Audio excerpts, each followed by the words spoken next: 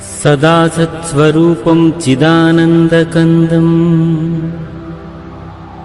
जगत्सम्भवस्थानसंसारहेतुम् स्वभक्तेच्छया मानुषं दर्शयन्तम् नमामीश्वरं सद्गुरुं साईनाथम्।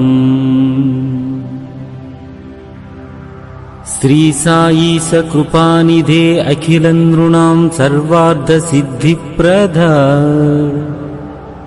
युष्मत्पादरजः प्रभावमतुलं धातापि वक्ता क्षमाः।